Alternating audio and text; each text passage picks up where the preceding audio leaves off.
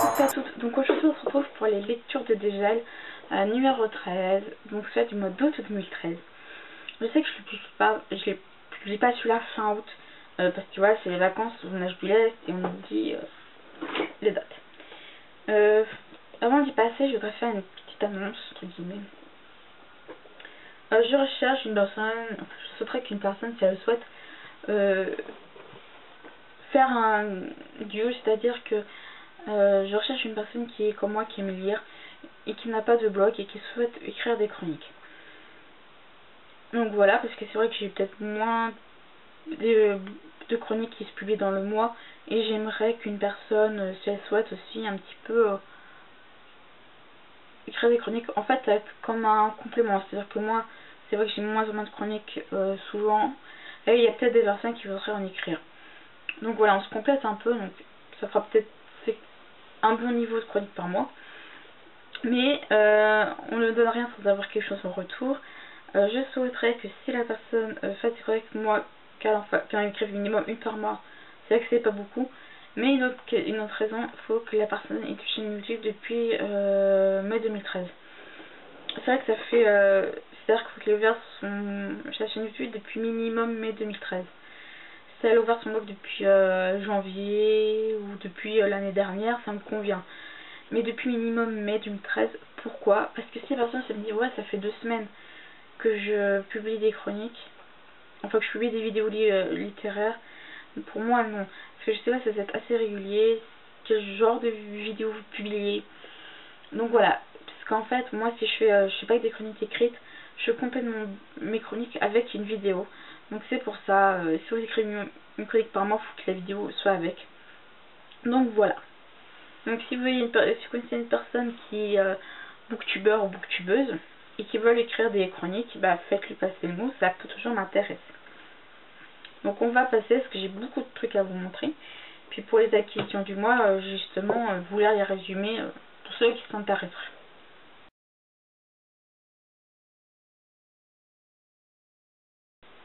Alors pour les livres que j'ai eu et chroniqués ce mois-ci, il n'y en a qu'un, j'en suis désolée quand je dis il y a les vacances, on me lâche un peu. Donc pour le livre que j'ai lu et chroniqué ce mois-ci, il y a donc Code Salamandre de Samuel Delage. Il est édité chez Belfond, mais moi je les ai chez l'édition France Loisirs et je mets la couverture maintenant.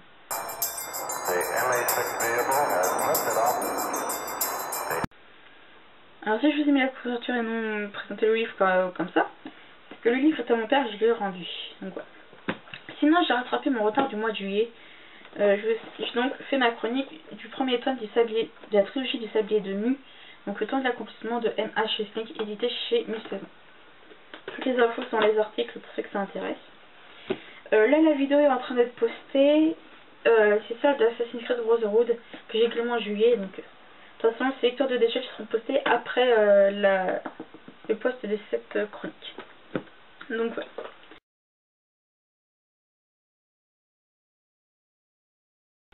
Pour les livres lus et non chroniqués ce mois-ci, donc il y a les tomes 13, 15, 16 et 21 de Saint-Seiya Zero Canvas de Mazen Kurumada et Shirota Shiragi aux éditions Kurokawa. Donc voilà. Donc voilà pour les livres lus et non chroniqués.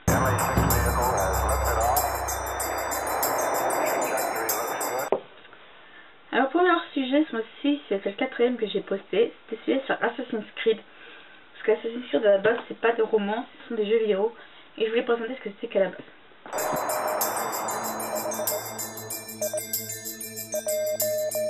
Alors dans mes acquisitions du mois, il y a d'ailleurs pour commencer tous les tomes des 5 de Canvas que je vous ai présenté précédemment. Donc le tome 13. Voilà. Donc ne manquez pas le duel final entre Cardia et Rhadamante.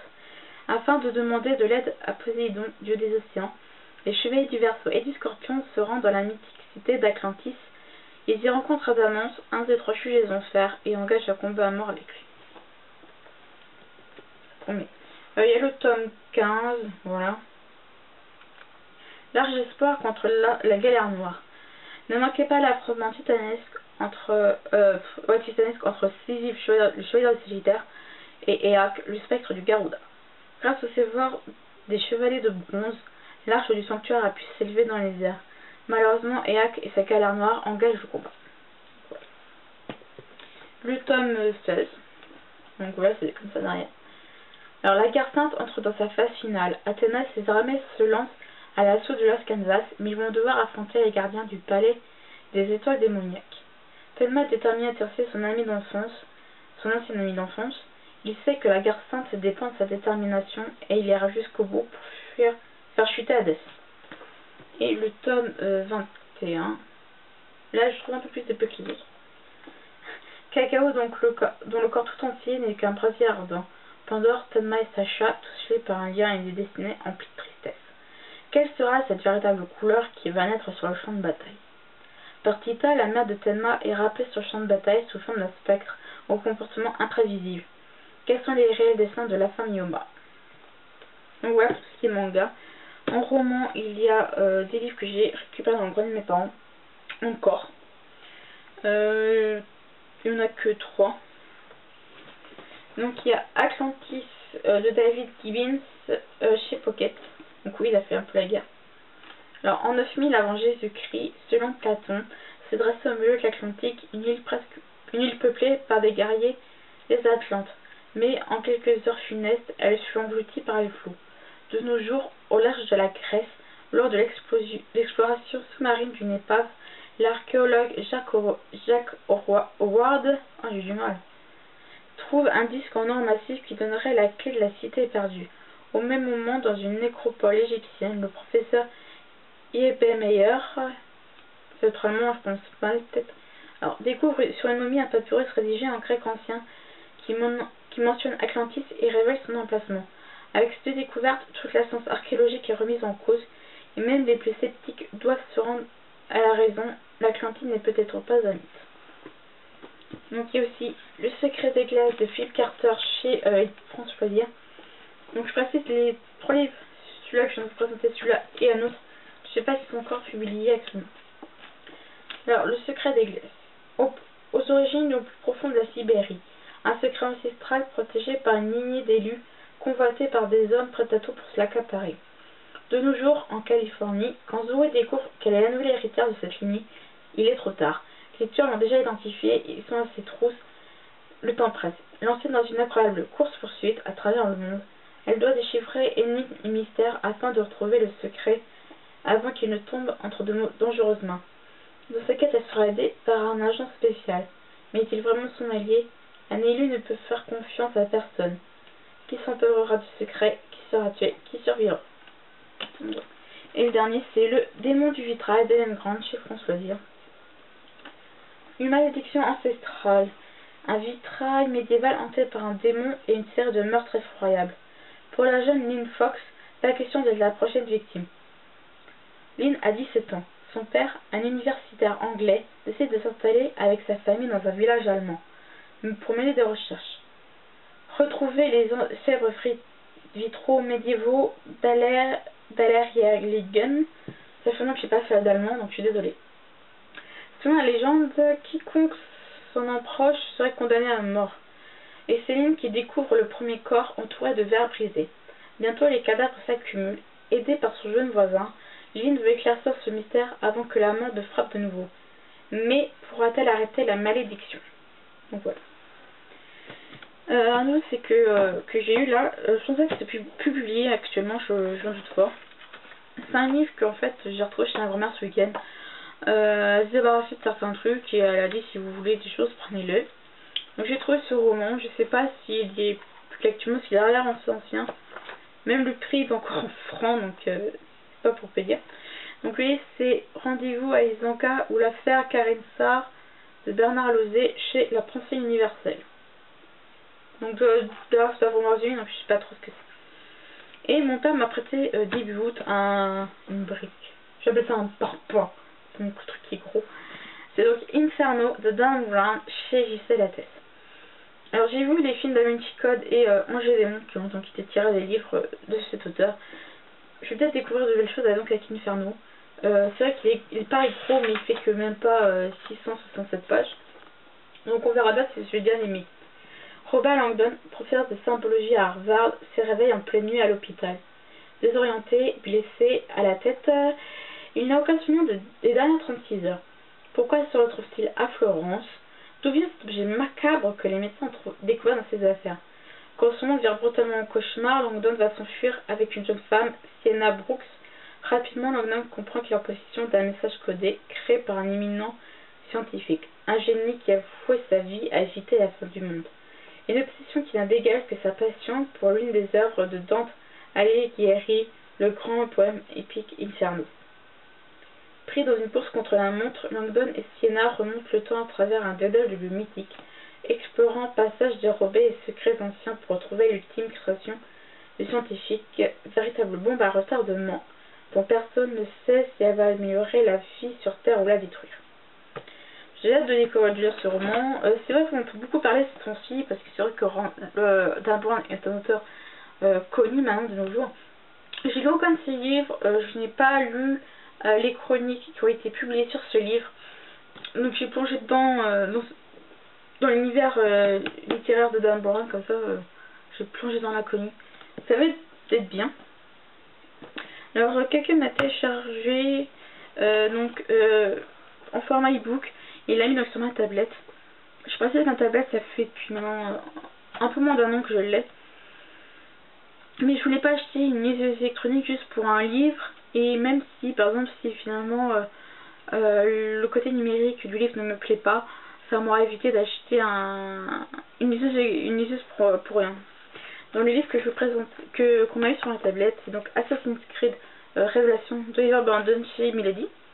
Parce que je pense pas que les éditions Castlemore font les formats e-book. Donc ouais, Assassin's Creed Révélation de Dan Brown chez Milady. Et la couverture c'est maintenant.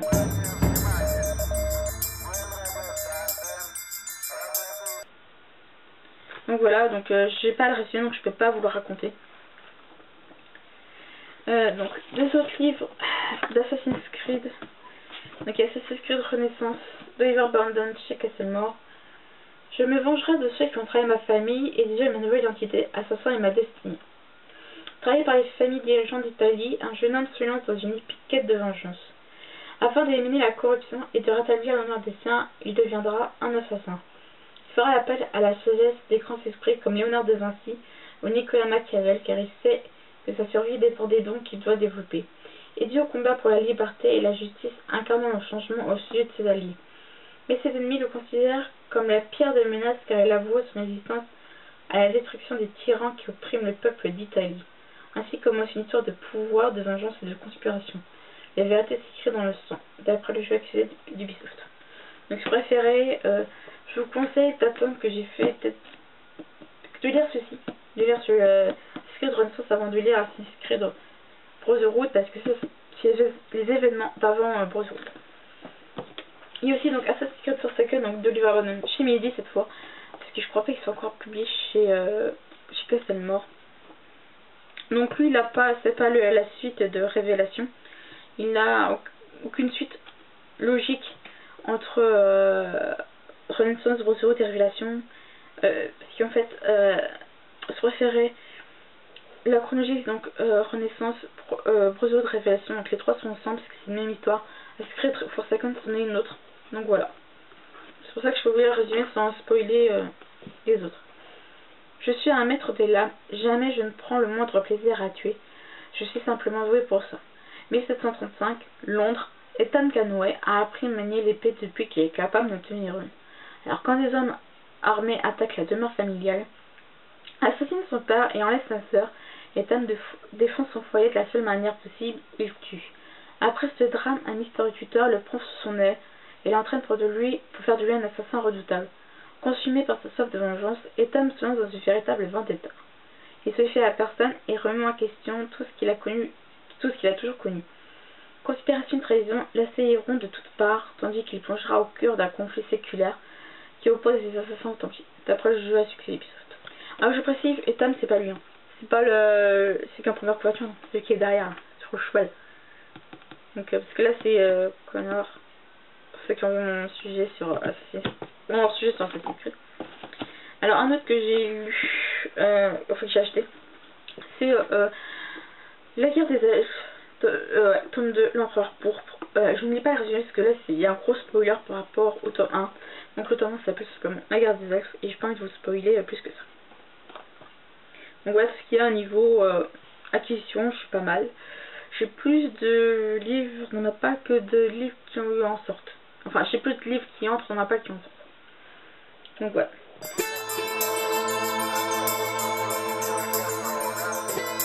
Alors pour ce mois-ci, comme vous avez pu voir, j'avais commencé la guerre des elfes.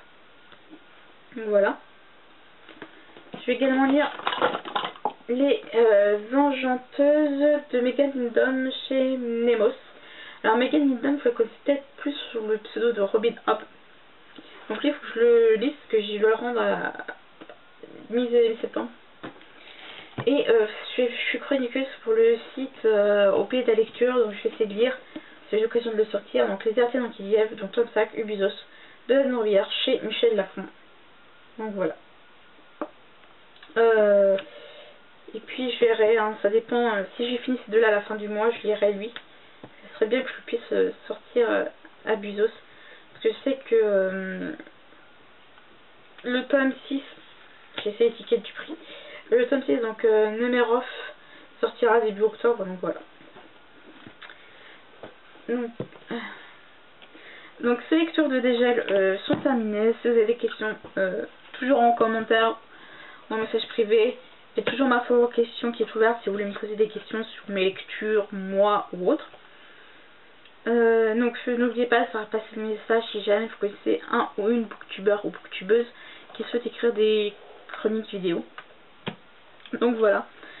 Sinon je vous dis à la fin septembre, fin du mois, pour les lecteurs de dégel du mois de septembre.